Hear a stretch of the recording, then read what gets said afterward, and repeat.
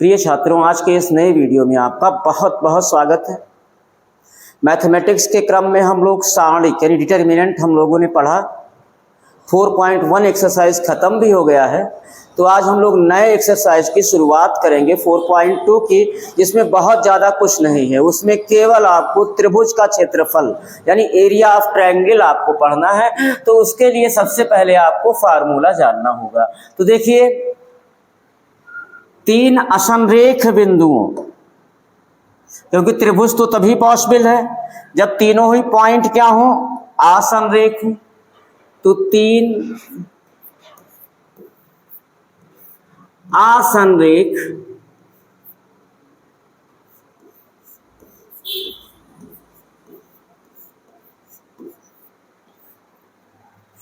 असमरेख बिंदुओं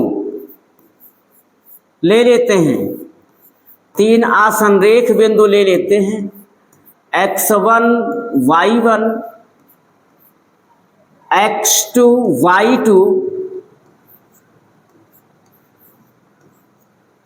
तथा x3 y3 से बने त्रिभुज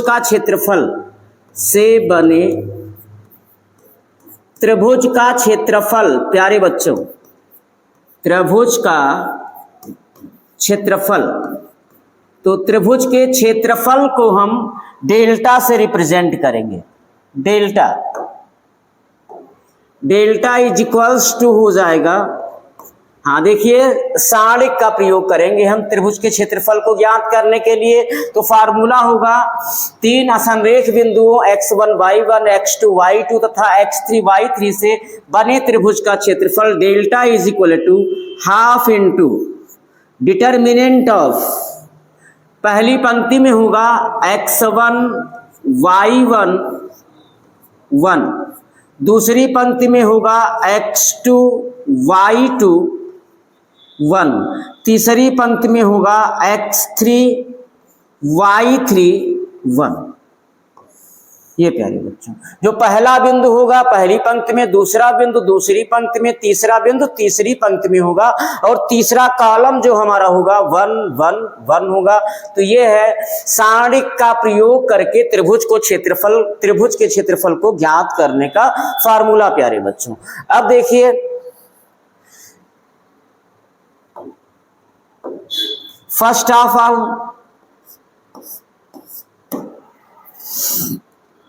त्रिभुज का क्षेत्रफल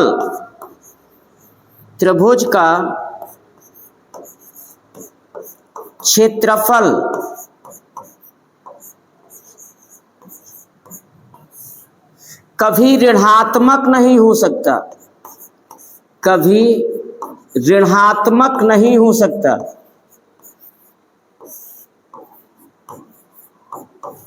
ऋणात्मक नहीं होता है।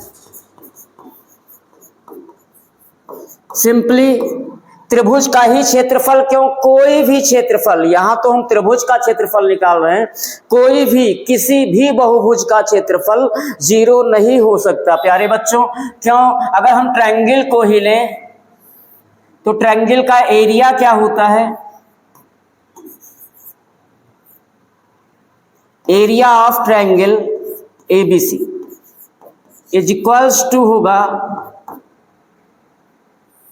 यहां हम लंब ड्रा कर दें AD, तो क्या होगा 1/2 गुणे आधार BC इंटू शीर्ष लंब या ऊंचाई AD। तो BC और AD क्या है, भुजाएं हैं, तो भुजाओं की लंबाइयां नेगेटिव नहीं होंगी, इसलिए क्षेत्रफल कभी ऋणात्मक नहीं होता है। बट यदि त्रिभुज का क्षेत्रफल पहले से दिया हो, तो जो सारणिक का मान है, त्रिभुज क्या है, त्रिभुज का क्षेत्रफल क्या है, दरअसल एक सारणिक है।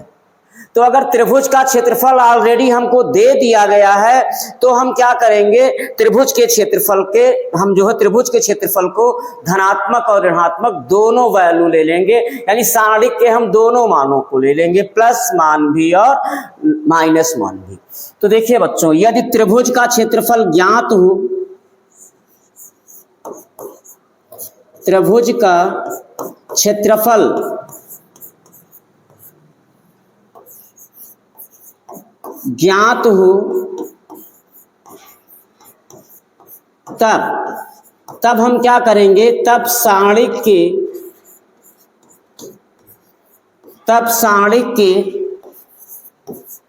धनात्मक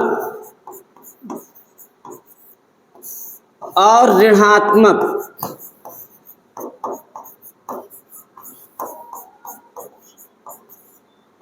दोनों मानों को ले लेते हैं, दोनों मानों को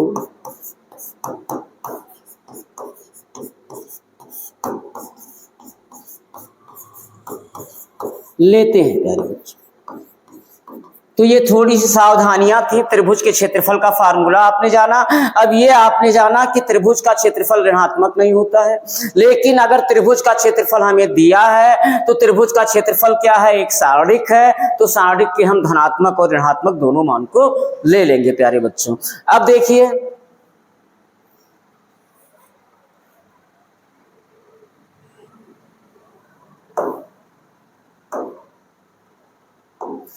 अब देखिए सेकंड कंडीशन क्या है, तीन बिंदुओं के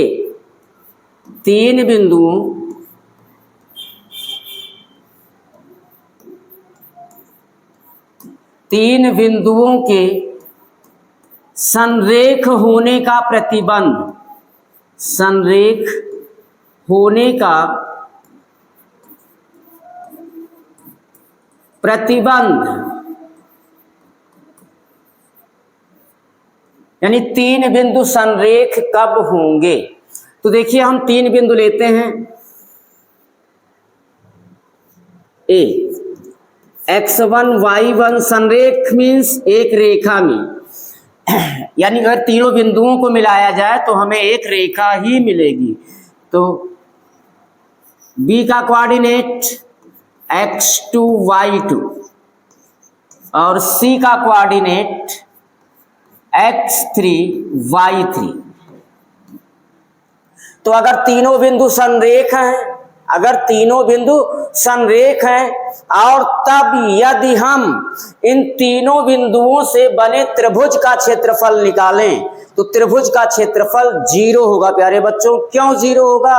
क्योंकि तीन बिंदुओं को अगर हम मिलाएंगे, अगर वो तीनों ही बिंदु संरेख हैं तो हमें त्रिभुज नहीं मिलेगा। क्या मिलेगा? रेखा, और रेखा का क्षेत्रफल 0 होगा, क्योंकि रेखा में लंबाई तो होती है लेकिन चौड़ाई नहीं होती है प्यारे बच्चों। यानी कि अगर तीन बिंदु संरेख हैं तो उस त्रिभुज का क्षेत्रफल क्या होता है प्यारे बच्चों? 0 होता है। तो देखिए तीन बिंदुओं के संरेख होने का प्रतिबंध, तो देखिए तीनों बिंदु संरेख होंगे, तीनों बिंदु संरेख होंगे, संरेख होंगे जब तीनों बिंदुओं से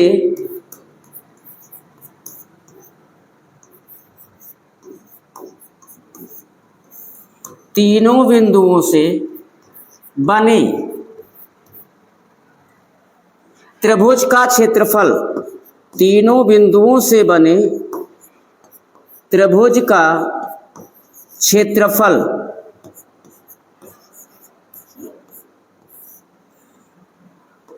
डेल्टा इज इक्वल्स टू 0 होगा। और डेल्टा होगा क्या? त्रिभुज का क्षेत्रफल आपको ऑलरेडी पता है क्या होता है, half into determinant of x1 y1 1, x2 y2 1, x3 y3 1। तो प्यारे बच्चों इज इक्वल्स टू 0 ये होगा। तो देखिए प्यारे बच्चों, बस इतना ही इसमें आपको जानना था। अब आप एक्सरसाइज को करेंगे तो देखिए, निम्नलिखित में से प्रत्येक में दिए गए शीर्ष बिंदुओं से बनने वाले त्रिभुज का क्षेत्रफल ज्ञात करो। अब इन 3 बिंदुओं से बने त्रिभुज का क्षेत्रफल हमें ज्ञात करना है। तो देखिए बिंदु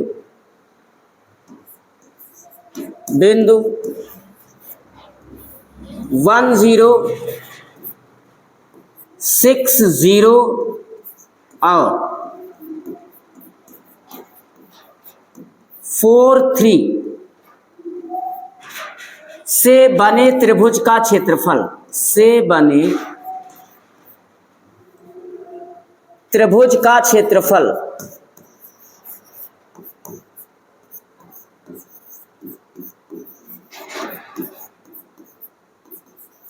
त्रिभुज का क्षेत्रफल डेल्टा इज इक्वल्स टू हो जाएगा half into determinant of formula x1 y1 1 x2 y2 1 x3 y3 1।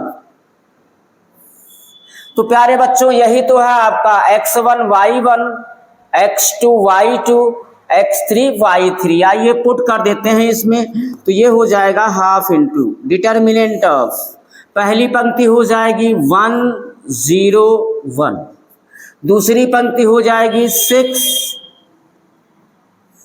0 1, तीसरी पंक्ति x3 y3 1 4 3 1। आइए अब इस त्रिभुज के क्षेत्रफल को हम ज्ञात करते हैं सारणिक का विस्तार करके। तो R1 के सापेक्ष सारणिक का विस्तार करते हैं। तो R1 के एलिमेंट हैं 1 0 1 और पहली पंक्ति के अवयवों का चिन्ह क्या होता है, प्लस माइनस प्लस। तो देखिए विस्तार करते हैं तो क्या हो जाएगा, हाफ इंटू 1 इंटू 1 से होकर जाने वाली पंक्ति और स्तंभ जाएगा, मुख्य विकर्ण का गुणा पहले होगा तो 0 इंटू 1 0 हो जाएगा, माइनस 3 एक नम 3 माइनस 0 इंटू, अब 0 से किसी भी संख्या में हम गुणा करेंगे तो 0 ही हो जाएगा। अब इसका साइन प्लस में होता है तो प्लस 1 इंटू, यानी इसको हमने छोड़ दिया क्योंकि 0 इंटू चाहे जो होगा वो तो 0 हो जाएगा। 1 इंटू 1 से होकर जाने वाली पंक्ति और स्तंभ हटाएंगे, 6 त्रिक 18 माइनस 0, यानी सॉल्व करने पे क्या आया, 1/2 इंटू -3 प्लस 18, यानी ये हुआ 1/2 इंटू -3 प्लस 18 घटेगा बचेगा 15 इंटू 15, यानी क्षेत्रफल कितना आ गया 5/2।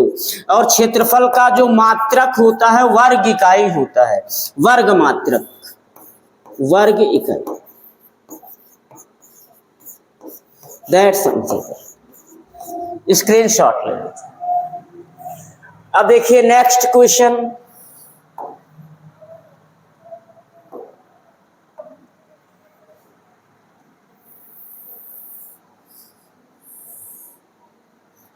हाँ अब देखिए सेकेंड नंबर क्वेश्चन इसका, ये तो फर्स्ट था, सेकेंड बिंदु 2 7 बिंदुओं 2 7 1 1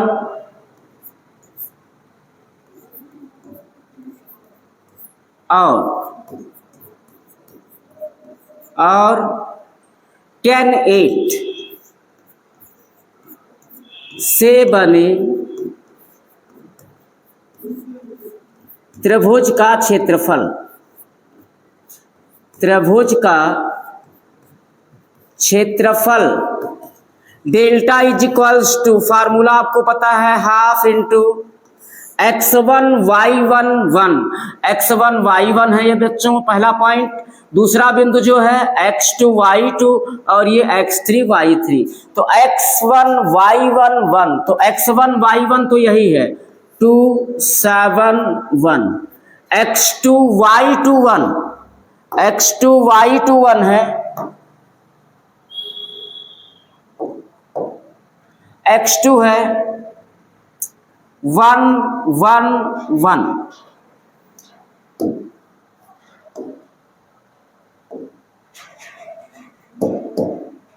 और तीसरा बिंदु है x3y31 10 8 1। अब देखिए प्यारे बच्चों,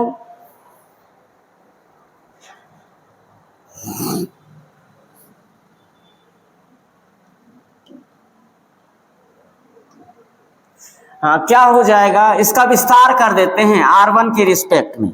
तो क्या हो जाएगा, ये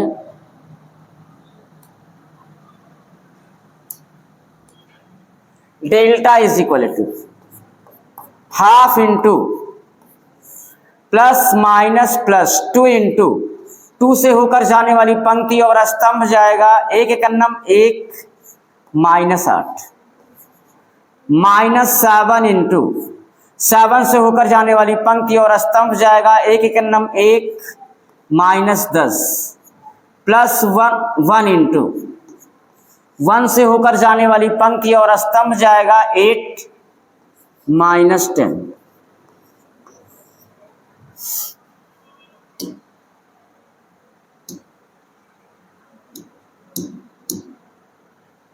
तो क्या हो जाएगा, ये delta is equal to half into, ये हो जाएगा 7 दूनी 14 -14 -7 -9 9 सते 63 प्लस 63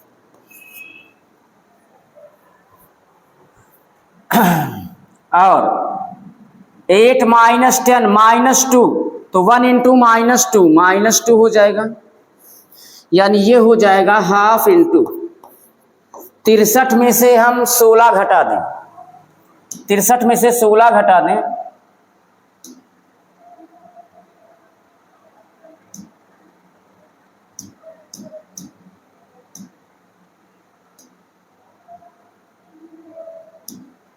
हाँ 63 में से 16 माइनस कर दें, 6 में से 3 घटाएंगे 7, 13 में से 6 घटाएंगे 7, 5 में से 1 47, यानी ये आ गया 47/2 वर्ग इकाई या वर्ग मात्रक। दैट्स आंसर प्यारे बच्चों, स्क्रीनशॉट ले लो। हट नहीं रहा प्यारे बच्चों, कोई बात नहीं। नेक्स्ट, हाँ अब 3 बिंदु ये हैं, इनसे बने त्रिभुज का क्षेत्रफल। तो देखिए बिंदु -2 -3 3 2 और -1 -8 से बने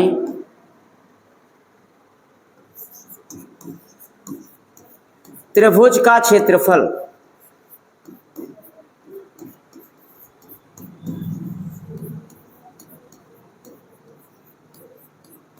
delta is equals half into determinant of x1 y1 -2 -3 1 x2 y2 3 2 1 x3 y3 -1 -8 1। आइए R1 के सापेक्ष विस्तार करें तो प्लस माइनस प्लस, तो ये हो जाएगा हाफ इंटू -2 इंटू -2 से होकर जाने वाली पंक्ति और स्तंभ जाएगा 2 एकन्नम 2 प्लस हो जाएगा -8 हुआ, तो यहाँ ऑलरेडी माइनस है, +8 होगा प्यारे बच्चों। और माइनस, इस अवयव का साइन माइनस होता है, लेकिन ये अवयव खुद -3 है, माइनस है, तो यहाँ ऑलरेडी माइनस है, तो माइनस माइनस प्लस हो जाएगा 3 इंटू। अब -3 से होकर जाने वाली पंक्ति और स्तंभ को प्यारे बच्चों हटा देंगे, 3 एकन्नम 3 -1 होगा, यहाँ ऑलरेडी माइनस है, +1 +1 इंटू 1 से होकर जाने वाली पंक्ति और स्तंभ हटाएंगे, -24 -2 होगा, इसका मल्टीप्लाई -2 हो जाएगा, जहां ऑलरेडी माइनस है, +2। अब ये हो गया हाफ इंटू 8 2 10 10 गुणे -2 -20 3 1 4 4 तिहाई 12 -24 +2 -22 तो ये -22 हो जाएगा। तो delta is equals to half into -20 -22 -42 हो जाएगा, -42 प्लस 12 यानी 30 हो जाएगा, वो भी माइनस का 30। 2 × 2 15 दूना 30 यानी कितना आ गया -15। लेकिन त्रिभुज का क्षेत्रफल ऋणात्मक नहीं होता है, क्षेत्रफल ऋणात्मक होता ही नहीं है, तो इसलिए त्रिभुज का क्षेत्रफल डेल्टा इज इक्वल्स टू +15 वर्ग इकाई, +15 वर्ग इकाई। स्क्रीनशॉट ले लीजिए पहले।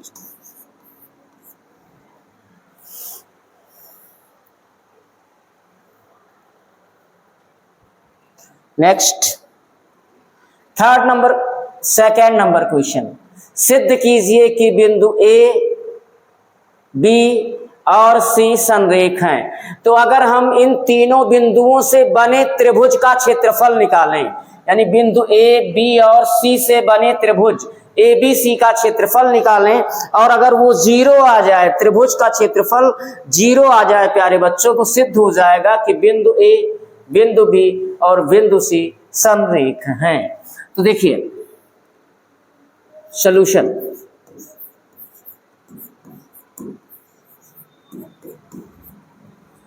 तीनों बिंदुओं से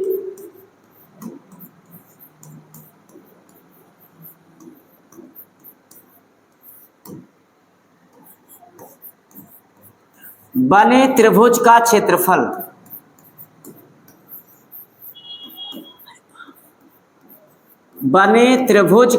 क्षेत्रफल delta is equals to half into determinant of x1 y1 1 x2 y2 1 x3 y3 1, ये फार्मूला होता है। आइए इसमें पुट करते हैं, तो half into determinant of x1 y1, x1 है a, y1 है b plus c 1, x2 y2, x2 है b, y2 है c plus a 1, x3 y3, x3 है c, y3 है a प्लस b 1। अब आइए त्रिभुज का क्षेत्रफल ज्ञात करते हैं सारणिक का विस्तार करके, r1 के सापेक्ष विस्तार करते हैं। तो r1 के अवयवों का चिन्ह प्लस माइनस प्लस होता है, तो हाफ इंटू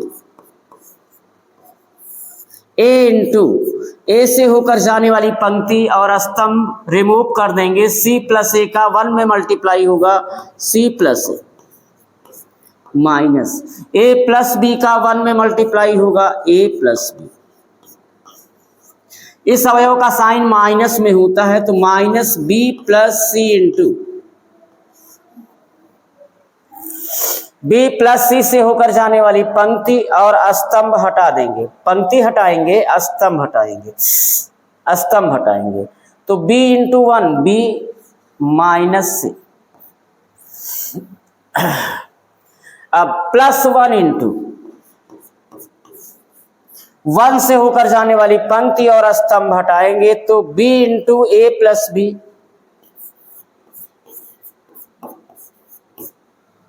माइनस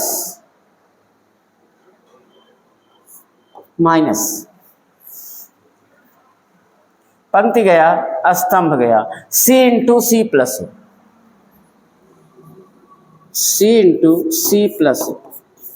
आइए प्यारे बच्चों इसको सॉल्व करते हैं। तो डेल्टा की वैल्यू आ जाएगी half into a into bracket खोलते हैं, तो क्या हो जाएगा c प्लस ए। अब ब्रैकेट खोलेंगे तो चिन्ह बदलेगा, दोनों प्लस में है, दोनों माइनस में होगा, माइनस ए माइनस बी, माइनस इसका गुणा करवा देते हैं, b प्लस सी इंटू बी माइनस सी, ये फार्मूला बन जाएगा B square minus C square, plus यहां मल्टीप्लाई करके ब्रैकेट खोल देते हैं, तो क्या हो जाएगा ए बी प्लस का B square minus C square minus C ए। आइए प्यारे बच्चों फिर सॉल्व करते हैं इसको। तो ए माइनस में प्लस में कट गया, हाफ इंटू मल्टीप्लाई करवाते हैं C A minus A B, bracket खोलते हैं, माइनस का B square plus C square, यहां भी ब्रैकेट खोलेंगे चिन्ह नहीं चेंज होगा, plus A B minus B square minus C square minus C A. अब देखिए प्यारे बच्चों, सी ए प्लस में सी ए माइनस में कैंसिल, ए बी माइनस में ए बी प्लस में कैंसिल, ये प्लस बी स्क्वायर है प्यारे बच्चों।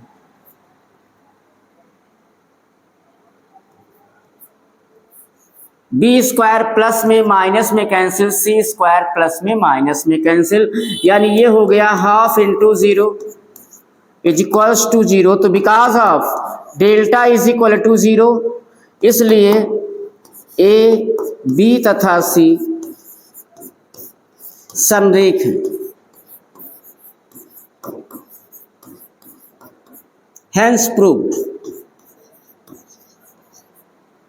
स्क्रीनशॉट ले लीजिए प्यारे बच्चों।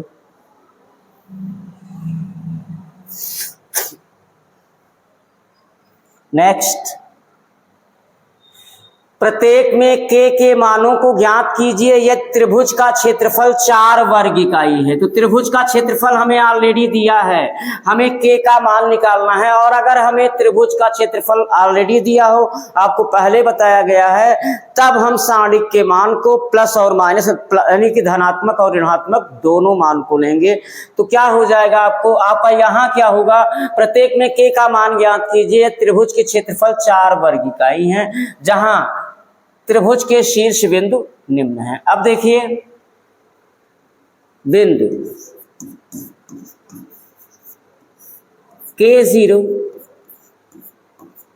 40 तथा 02, ये पहला क्वेश्चन है। से बने त्रिभुज का क्षेत्रफल, से बने त्रिभुज का क्षेत्रफल डेल्टा इज इक्वल्स टू दिया है बच्चों। तो अगर हमें पहले से त्रिभुज का क्षेत्रफल दिया है, यानी तो हम सारणिक के मान को प्लस और माइनस दोनों ले लेंगे। 4 गिवन।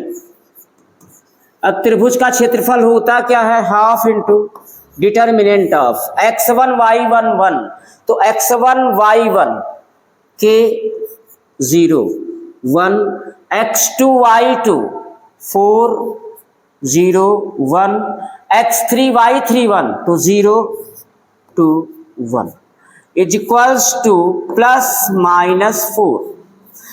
2 को वहां मल्टीप्लाई करवाते हैं क्रॉस प्लस माइनस 4 में, और यहां हम R1 के सापेक्ष सारणिक का विस्तार करते हैं। तो k इंटू के से होकर जाने वाली पंक्ति और स्तंभ जाएगा 0 माइनस 2 1 2 माइनस 0 इंटू, चाहे जो होगा 0 हो जाएगा। आगे बढ़ते हैं, इस अवयव का चिन्ह प्लस होता है, प्लस 1 इंटू 1 से होकर जाने वाली पंक्ति और स्तंभ चला जाएगा। तो 4 दूनी 8 minus 0 is equal two plus minus, अब 2 का यहां मल्टीप्लाई होगा तो 8 हो जाएगा। ये हो गया माइनस 2 के plus 8 is equals two plus minus 8। अब देखिए प्यारे बच्चों,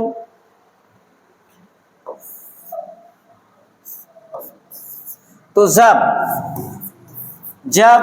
हाँ क्या है हमारा LHS, -2k plus 8 is equal two plus 8।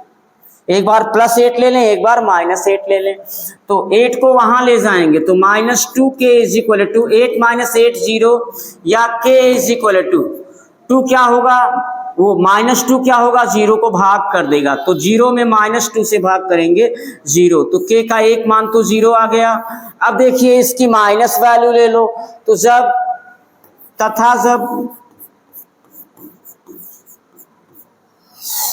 -2k +8 is equal to -8, या -2k इज इक्वल टू +8 वहां ले जाएंगे तो -8 -8 -16, माइनस माइनस कैंसिल होगा, 2 डिवाइड करेगा 16 को, यानी k इज इक्वल टू हो जाएगा 8। इसलिए k के मान क्या है, k इज इक्वल टू 0 तथा 8। That's answer. प्यारे बच्चों स्क्रीनशॉट लीजिए और दूसरा क्वेश्चन खुद से कीजिएगा प्यारे बच्चों।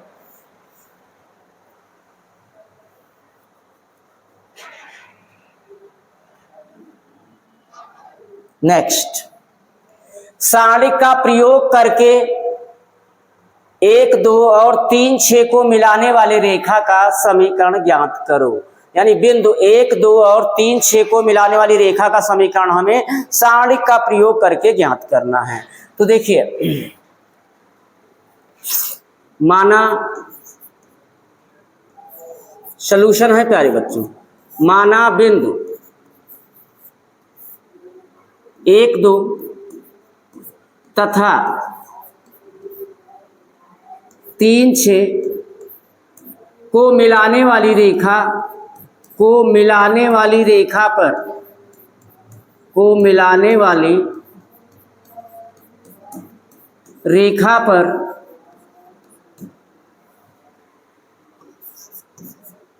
बिंदु x y स्थित है, बिंदु x y स्थित है।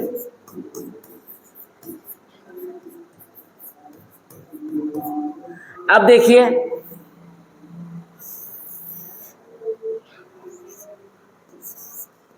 इन दोनों बिंदुओं को मिलाने वाली रेखा 1, 2 और 3, 6, 3, 6 को मिलाने वाली रेखा पर कौन सा बिंदु स्थित है, C स्थित है, यानी x y, C नहीं x y स्थित है।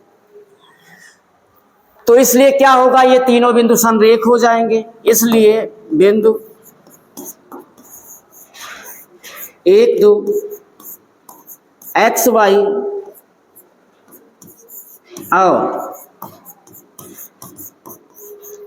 3, 6 संरेख होंगे।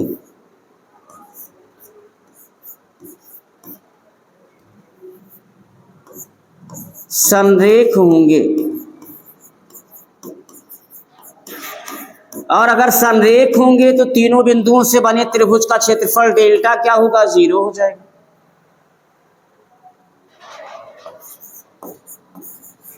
अब डेल्टा क्या है, half into determinant of x1 y1 1 2 1 x2 y2 1 xy1 x3 y3 1 3 6 1 is equals to 0। 1/2 को हम दाएं पक्ष में भेजेंगे, 0 को भाग करेगा 0 हो जाएगा। यहां r1 के सापेक्ष हम विस्तार कर रहे हैं, तो प्लस माइनस प्लस, तो 1 into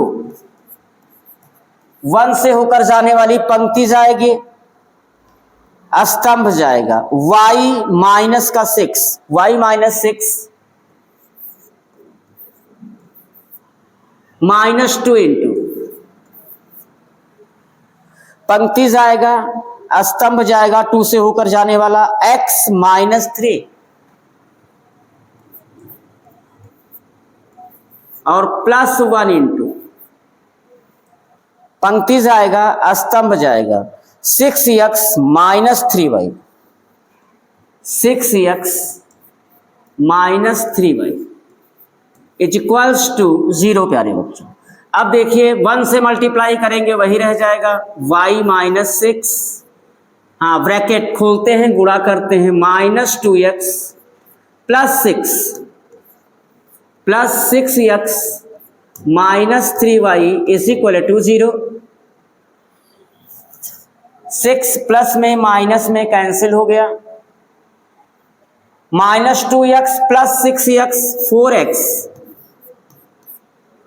plus y minus 3y minus 2y is equals to 0। 2 से दोनों पक्ष को भाग कर देते हैं तो इन दोनों बिंदुओं को मिलाने वाली रेखा का समीकरण हो जाएगा 2x minus y is equal to 0। That's answer. Screenshot लीजिए प्यारे बच्चों। नेक्स्ट, सारणिकों का प्रयोग करके बिंदु 3, 1 और 9, 3 को मिलाने वाली रेखा का समीकरण ज्ञात कीजिए। प्यारे बच्चों कीजिएगा। नेक्स्ट, 5वां, यदि शीर्षों से बनने वाले 3 शीर्ष दिए हैं, बनने वाले त्रिभुज का क्षेत्रफल 35 वर्ग इकाई हो। पहले से हमें त्रिभुज का क्षेत्रफल दिया है तो सारणिक के मान को हम पॉजिटिव और नेगेटिव दोनों ले लेंगे। तो के का मान ज्ञात कीजिए। एक क्वेश्चन हो गया है, ये फिर कर लेते हैं। तो देखिए, त्रिभुज का क्षेत्रफल, त्रिभुज का क्षेत्रफल delta is equals to ±35 given, और त्रिभुज के क्षेत्रफल का formula half into determinant of x1 y1 1 x1 y1 2 -6 1 x2 y2 1 5 4 1 x3 y3 1 k4 1 is equals to ±35। 2 का क्रॉस गुणा 35 में कर देते हैं और यहां हम r1 के सापेक्ष विस्तार करते हैं। तो 2 इंटू 2 से होकर जाने वाली पंक्ति और स्तंभ जाएगा 4 -4 0 -6 है तो यहां ऑलरेडी माइनस है, +6 इंटू पंक्ति जाएगा, स्तंभ जाएगा 5 -k इंटू 1 k +1 इंटू 1 से होकर जाने वाली पंक्ति और स्तंभ जाएगा 5 चौक 20 minus k into 4 k is equals to 2 का मल्टीप्लाई होगा ±35 में, तो ये ±70 हो जाएगा। अब देखिए, ये तो 0 हो गया, ये हो जाएगा 30 -6k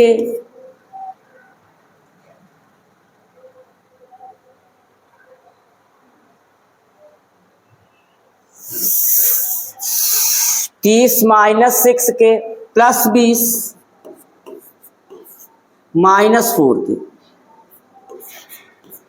इज इक्वल्स टू ±70। आइए थोड़ा सा और सॉल्व करते हैं। 30 + 20 50 -6k -4k -10k is equals to ±70। इसको फर्स्ट कर देते हैं। तो जब 50 - 10k इज इक्वल टू +70, 50 को वहां ले जाएंगे या -10k इज इक्वल टू हो जाएगा 70 - 50 20। अब -10 को वहां भेजेंगे तो 20 को डिवाइड कर देगा, इसलिए k इज इक्वल टू -2। एक तो आ गया -2, यहां भी है यहां भी है। अब दूसरे मान को, अब इसकी 70 की हम जो है माइनस वैल्यू लेते हैं। तो जब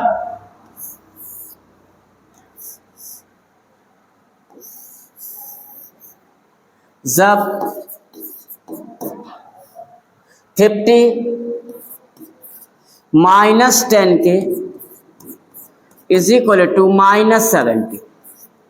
अब 50 को वहां ले जाएंगे, माइनस हो जाएगा, तो यहां बचेगा -10k इज इक्वल टू -70 - 50 -120।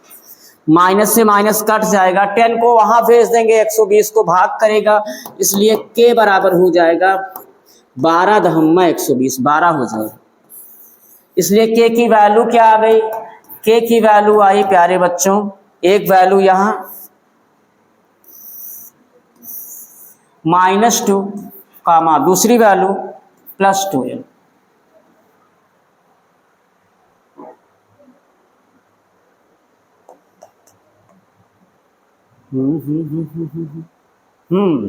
ये वाला डी वाला ऑप्शन सही है प्यारे बच्चों।